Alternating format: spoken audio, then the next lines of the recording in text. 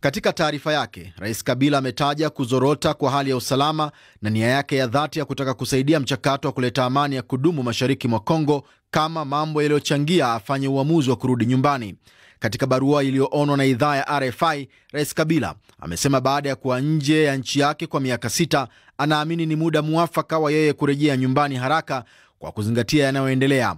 Licha ya kuwa katika barua yake hakusema ni lini hasa atarejea, watu wake wa karibu kisiasa wameidokeza idhaa hii kuwa huenda ikawa ni hivi karibuni.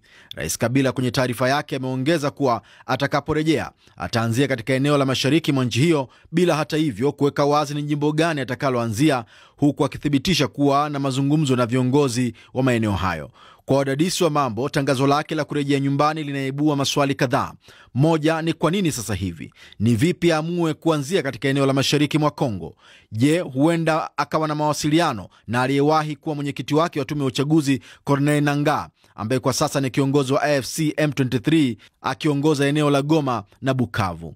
Aidha, barua ya Kabila imetolewa wakati huu chama chake cha PPRD kikitangaza kurejea kwa nguvu katika siasa za nchi hiyo kwa kuanza kwa kukataa kushiriki majadiliano ya kitaifa yaliyoitishwa na Rais Felix Tshisekedi.